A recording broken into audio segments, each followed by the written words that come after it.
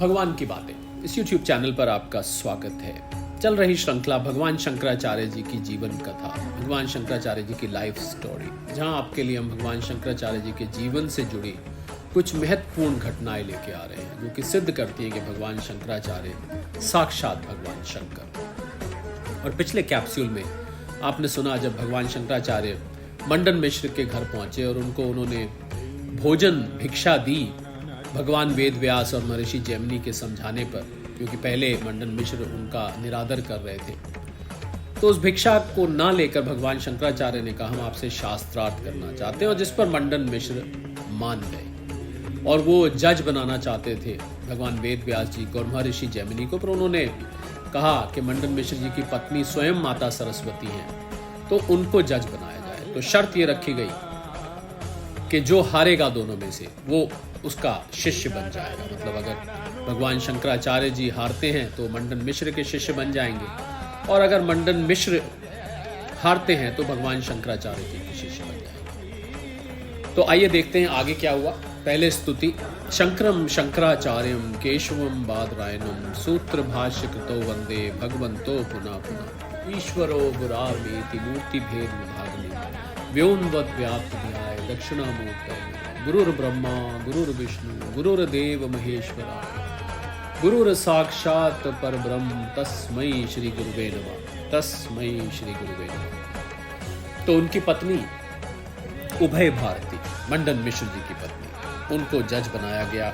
जैसा कि आपको बताया गया कि वो साक्षात माता सरस्वती की अवतार और वो स्वयं बहुत बड़ी विदुषी है। तो उन्होंने जज बनना स्वीकार किया, और अगले दिन सुबह भगवान शंकराचार्य अपने शिष्यों के सहित अपनी सुबह की दिनचर्या पूरी करके तैयार होके और शास्त्रार्थ के लिए उनके घर पहुंच गए। उस शास्त्रार्थ को जिसको कि जज करना था उभय भारती जी ने, मंडन मिश्र जी की पत्नी ने, और शास्त्रार्थ होना था मंडन मिश्र जी के साथ, जो कि पूर्व मीमांसा के बहुत ही विद्वान उपासक थे। इतने बड़े उपासक थे जैसा कि आप पिछले कैप्सूल में सुन चुके हैं कि जब वो यज्ञ कर रहे थे, पूर्व मीमांसा कर्मकांड के बारे में है, जितनी भी कर्मकांड से संबंधित जानकारी है, विद्या है, हवन यज्ञ, स्वर्ग जाना, इस कर्म का ये फल, उस कर्म का वो फल, ये सारा का सारा ज्ञान, ये सारा का सारा संग्रह पूर्व मीमांसा नामक 6 दर्शनों में से एक दर्शन में है। तो इतने बड़े विद्वान थे कि उनके यज्ञ करने पर स्वयं भगवान वेद व्यास और महर्षि जैमिनी, जिन्होंने पूर्व मीमांसा की स्थापना करी, वो स्वयं उपस्थित हुए। तो ये सिद्ध करता है कि मंडन मिश्र कितने बड़े विद्वान थे, और उनसे शास्त्रार्थ करना, ऐसा कहा जाता है कि हर किसी के बस की बात नहीं थी, उनको हराना लगभग असंभव था। पर भगवान शंकराचार्य तो आखिर जिस उद्देश्य से आए थे, और हम सब जान ही चुके हैं कि भगवान शंकराचार्य कौन। तो उनकी पत्नी उभय भारती जी ने दोनों शास्त्रार्थ करने वालों के गले में एक एक माला डाल दी और बोला कि ये माला जिसके भी गले में पहले मुरझाने लग जाएगी, समझ लीजिए वो हार गया। और प्रश्न ये उठता है कि ये माला के मुरझाने का जो सिद्धांत है, इसके पीछे जो फिजिक्स है, इसके पीछे जो पूरा का पूरा मैकेनिज्म है, ये क्या है? तो बहुत ही साइंटिफिक है, क्योंकि ऐसा माना जाता है कि जब किसी मनुष्य के अंदर हाव भाव चिंता के होते हैं, स्ट्रेस के होते हैं, तो जो गले में माला पहनी होती है, उस माला के फूल उसको सेंस कर लेते हैं, और उसको सेंस करके उन फूलों की जो ताजगी है वो समाप्त होने लगती है और फूल मुरझाने लगते हैं। तो ये एक बहुत पुरानी परंपरा है कि जब किसी के गले में माला डाली जाए और वो चिंता रहित हो, प्रसन्न चित्त हो, निश्चिंत हो, तो वो माला देर तक गले में टिकती है। और अगर उसके अंदर चिंता का भाव आ जाए, या अगर हम इस संदर्भ में करें तो हार का भाव आ जाए, उनको ये लगने लगे कि अब मैं हार जाऊंगा, या मुझे कोई शास्त्रार्थ में तर्क नहीं सूझ रहा है, तो ऐसे ख्याल आते ही, ऐसे विचार मन में आते ही माला मुरझाने लगेगी। तो ये पहचान रखी मंडन मिश्र जी की पत्नी, जो कि जज थी उस समय, कि जिसके भी गले में माला मुरझाएगी उसकी हार निश्चित कर दी जाएगी, या यूँ कहें कि दूसरा जो होगा उसको विजयी घोषित कर दिया जाएगा। और इसके बाद शास्त्रार्थ शुरू हुआ।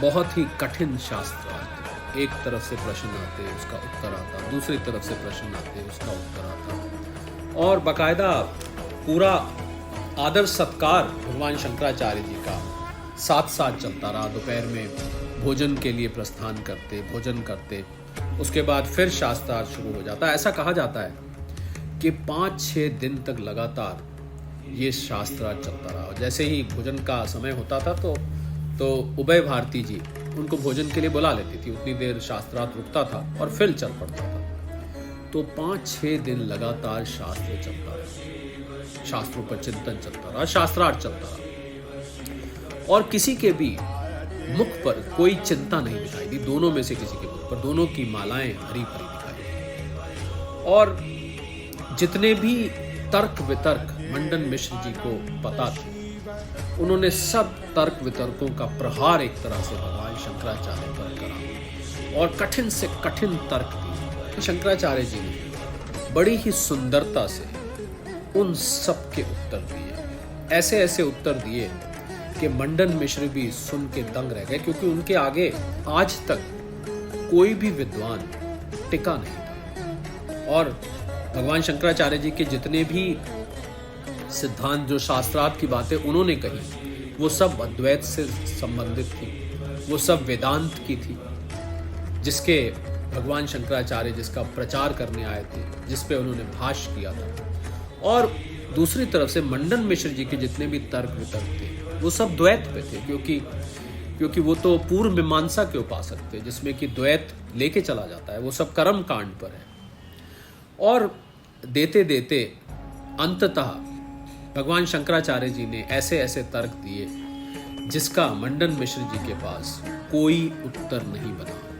और जब कोई उत्तर नहीं बना तो उनके अंदर के जो हाव भाव थे, उनके अंदर की जो सारे विचार थे, जैसा कि अभी थोड़ी देर पहले बताया कि माला उसको सेंस कर लेती थी, तो उनके गले की माला मुरझाने लगी मंडन मिश्र जी के, क्योंकि उनके पास भगवान शंकराचार्य जी के दिए हुए तर्कों का, उनके पास भगवान शंकराचार्य जी के दिए हुए सिद्धांतों का, जिसको उनको सिद्ध करना था, वो नहीं सिद्ध कर पाए। उसका तर्क का वो जवाब नहीं दे पाए, उसे कोई जवाब नहीं बना, तो उनके गले की माला वो मुरझाने लगी। और जैसे ही उभय भारती जी ने देखा कि गले की माला मंडन मिश्र जी की, उनके अपने पति की मुरझाने लगी है, तो वो तो बिल्कुल बिना पक्ष लिए, जज का तो काम ही होता है कि वो बिना किसी का पक्ष लिए, भले ही मंडन मिश्र जी उनके पति थे, फिर भी उन्होंने एक जज की हैसियत से, एक जज का रोल निभाते हुए उन्होंने देखा कि उनके पति की माला मुरझा रही है,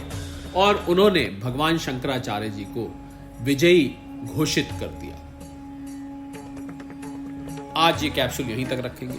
अगले कैप्सूल में आपको बताएंगे कि इससे आगे फिर क्या होता है, क्या भगवान शंकराचार्य इसी के साथ विजयी घोषित हो जाते हैं, या कोई और घटना घटती है।